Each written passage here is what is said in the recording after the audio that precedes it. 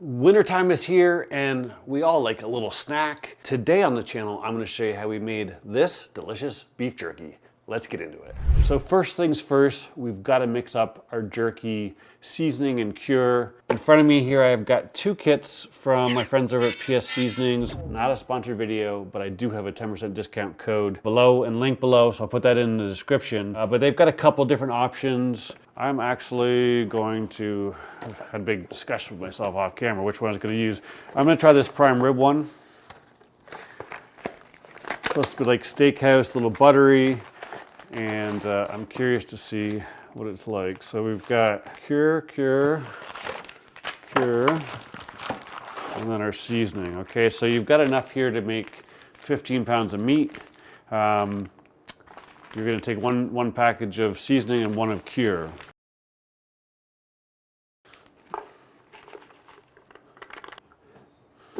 Break down some of these clumps a little bit. Perfect. Then we will take our cure. We'll give this a good mix in here. Forgot my water, we need half a cup per batch for 5 pounds, okay? Just cold water, that in there. Now we'll give everything a really good mix. Take your time on this step, make sure you get it all mixed in very well. And I'm gonna take a spoon here and just scrape down the sides. Let's talk meat. So you can see that this is top round, 1/4 inch sliced. I opted to go to my butcher. I was just gonna buy some top round, and I have a meat slicer, I'm gonna slice them myself. But I realized not everyone has a slicer, so you can just walk in the butcher. I walked in yesterday morning and said, hey, I need 5 pounds of top round, 1/4 inch sliced. They knocked it out. What I did is I put this in the freezer for an hour. I'm gonna throw on one of my gloves here. These are thick slices, so we're gonna, or thick, not thick, they're 1/4 inch thick, but they are large full slices, so we're gonna trim them down a little bit. Come on. All right, they're full slices. All right, so we're gonna trim them down to make them more jerky size. There is no hard and set rule here as far as size goes. Now, when you're doing this yourself, if you wanted to slice your own meat, you're really gonna want a meat slicer, because if you go more than 1/4 inch, it takes a long time and to render out. And what'll happen is you'll get inconsistent results. So a slicer's good, but if you go with the grain, you'll get more of that classic chewy jerky. If you go against the grain, then it'll be a little bit more tender, but totally up to you how you do that. But so this is a pretty small piece. And remember, this is gonna shrink by about 50%. So, you know, there's a good size there. What I might do just to make it easy is just go across this way. Let's do the rest of this.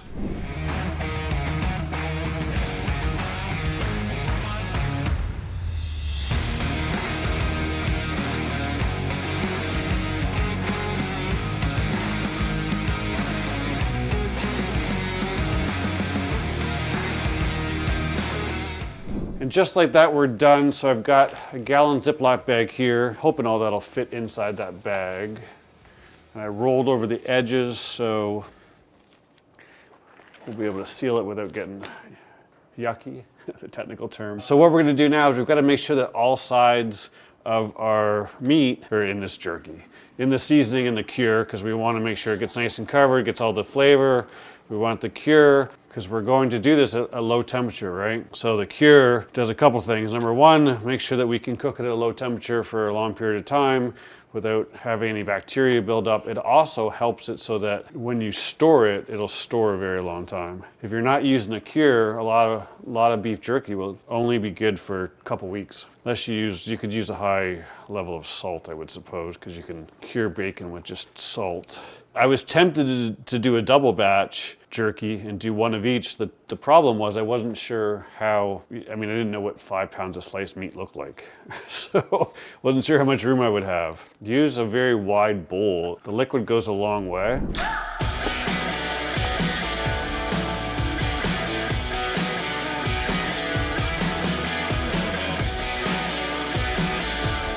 All right, now we got a good mix. We'll just throw it in this bag here.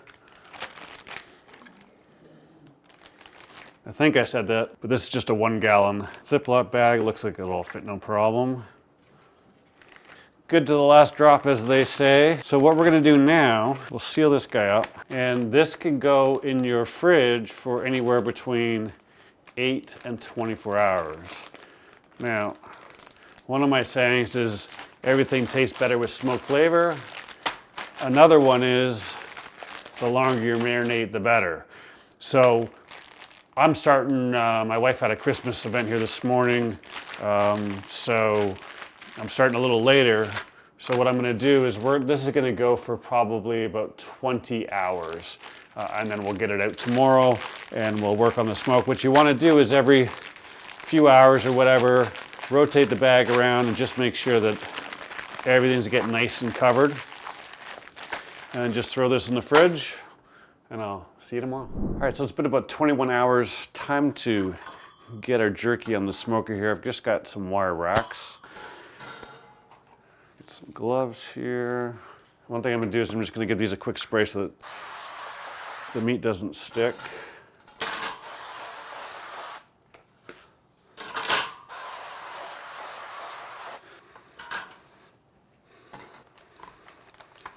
And the big thing here is we want to be able to get the smoke to move around. So I'm going to try and put them, as flat, like so, but I've got to maximize space here because it's a lot of meat. Make sure it's all laying flat because you want it to dry out properly. It's like a little jigsaw puzzle here. So you can just go to a montage while I knock all this out.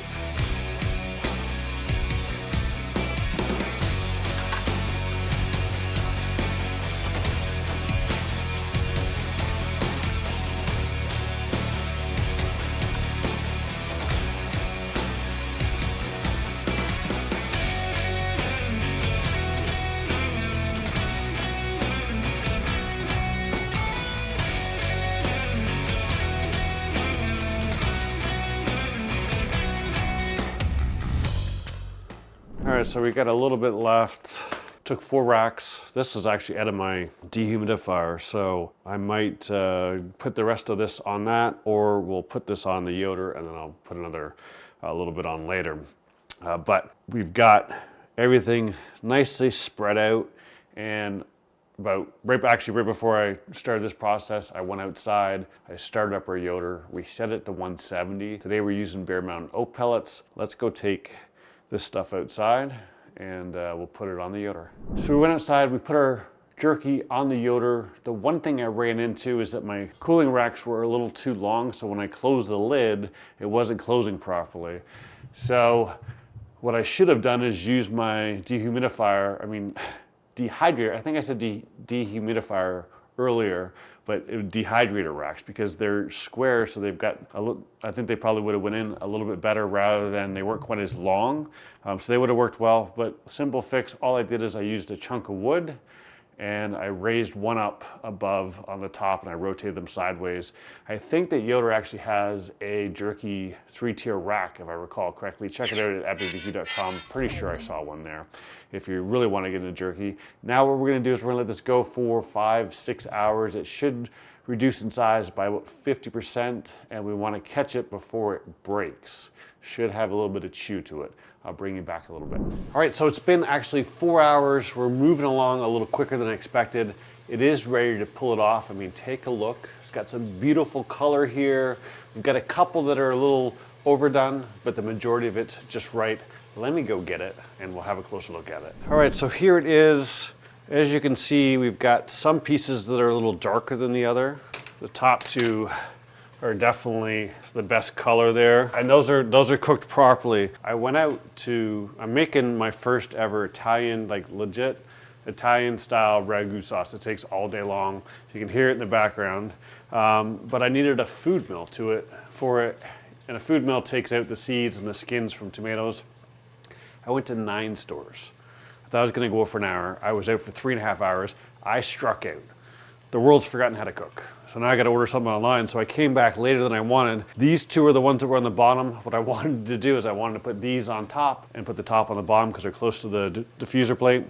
And it's obviously, there's some direct heat there. So you can see some of them are a little crispy. If it breaks, like that piece breaks on the edge where it's dark, that's gone a little too far. So there are definitely some pieces here that have gone a little too far, but there's a lot in the middle and on the outsides that is still gonna be delicious. So what I'm gonna do is I'm gonna get all this stuff off the racks. We're gonna let it come down in temperature, and I'm gonna have to get a spatula.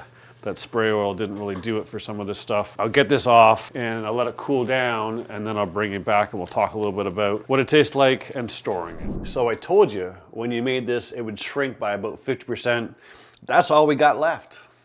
I'm just kidding. Gotta come clean.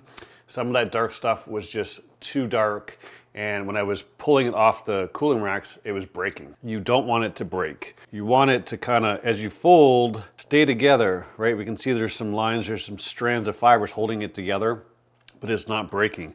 If it's breaking when you pick it up, it's not gonna be enjoyable. So unfortunately, because I was gone 3 hours instead of an hour, and honestly, I thought it was gonna take closer to 5 hours for this. Luckily, I was back and within 4 hours, and 4 hours was just right on the edge there. It would have been fine if I was able to, like maybe 2 hours in, take the bottom rack and put it up top, the one that's closest to the stack, kind of swap it around. And that would have been perfectly fine.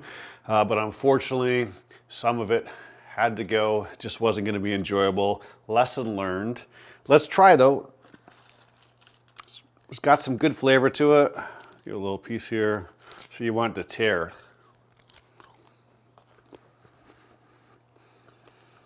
Definitely tastes like jerky. It's got some of that classic soy sauce jerky flavor to it, but it's also the butter's coming through and the garlic.